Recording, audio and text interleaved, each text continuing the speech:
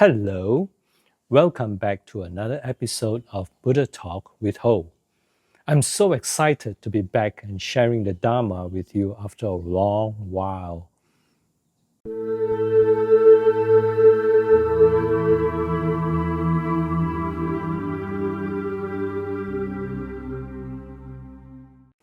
One of the most crucial teachings of the Buddha is the law of determinism. My teacher translates it as concurrence of logical antecedents, but that would be too bombastic for some. In the Pali language, it is called paticca samuppada. This law states that whatever happens in the world happens due to the presence of the necessary conditions. This is also true when it comes to our unhappiness or suffering. Everybody is born with a body that is continuously growing and changing. The body does not look the same when it is an adult, nor will it look the same when it is old. It will eventually get sick and die.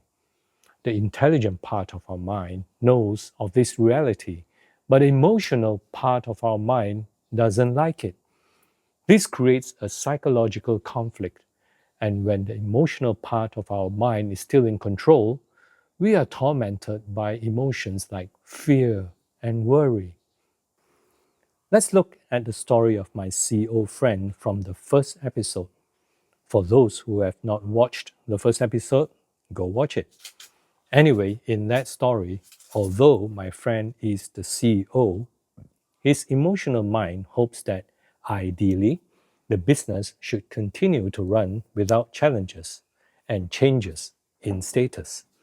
His reputation as a competent CEO remains unchallenged forever.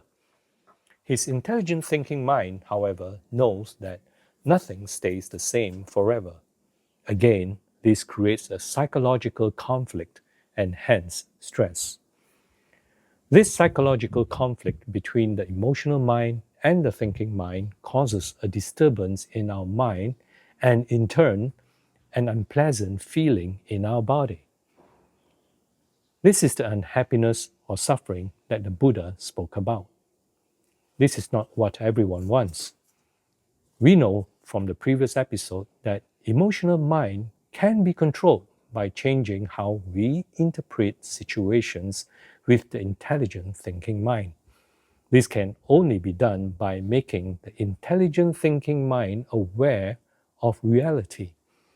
So if I were my CEO friend, given the situation he is in, and if I wished to eliminate the stress he was in, I will first make my intelligent thinking mind aware of the reality and accept that change is inevitable as everything in the world is impermanent. Challenges are bound to rear its head in that position.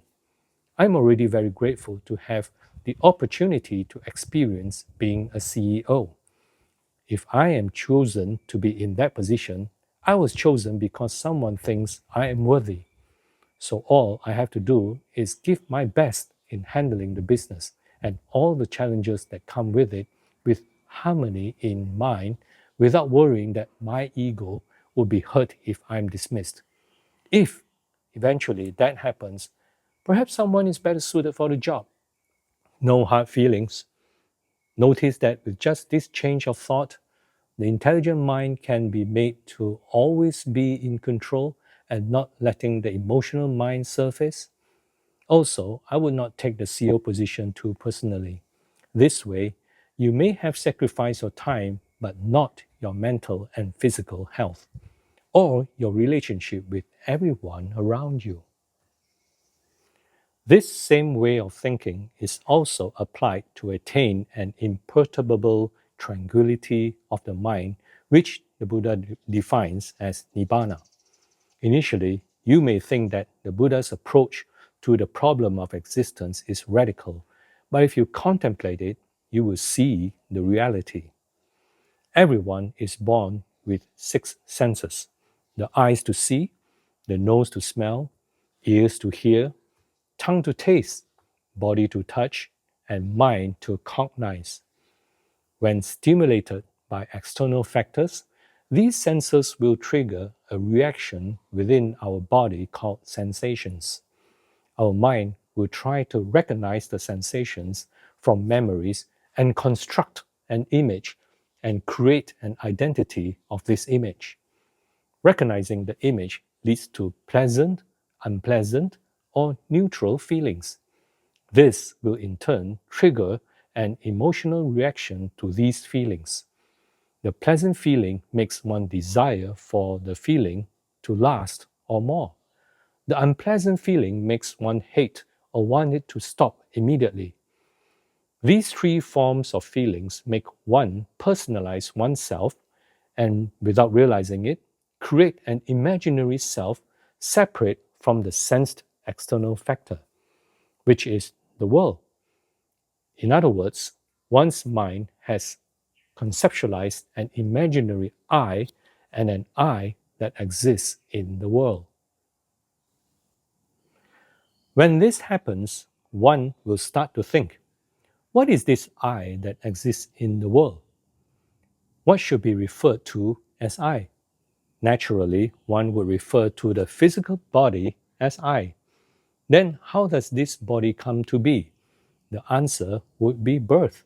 So if there is a birth, I will grow old, get sick, and eventually die. As a result of this line of thought, one also creates one's own insecurities of life and suffering. In conclusion, when the intelligent thinking mind is unaware of this reality, the emotional mind creates the imaginary self or the I and the world from the stimulation of the senses, and as a result, creates all our suffering or unhappiness. Therefore, when one gains this wisdom, after reflecting and fully understanding this reality, one brings about a paradigm shift and tries to cease entertaining thoughts of an I and the world because one knows these are all mere delusions. Although one realizes this reality, it is difficult to maintain this thought due to the habits that have conditioned us since birth. That is why the Buddha introduced the harmonious Eightfold Way as a means for one to achieve nirvana. When a person has fully grasped and understood this reality, this person is also defined as a person with a harmonious perspective. This is just a very brief explanation of the Paticca Samuppada, or the law of determinism, as taught by the Buddha. Do more research by reading the various suttas on this subject.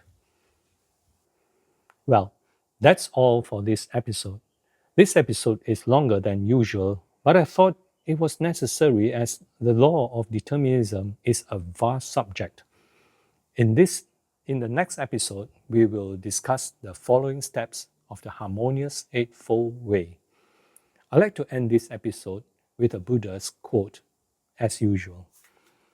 The Dhamma is similar to a raft, being for the purpose of crossing over, not for the purpose of grasping. When you know the Dhamma to be similar to a raft, you should abandon even the teachings. What do you think this means? Leave your thoughts on this in the comments below. I'd really like to hear from you. Well, thank you for watching Buddha Talk with Ho. If you find my video interesting, hit the like button and subscribe. Leave a comment below if you have any questions or any subject you wish to discuss. Sadhu, sadhu, sadhu.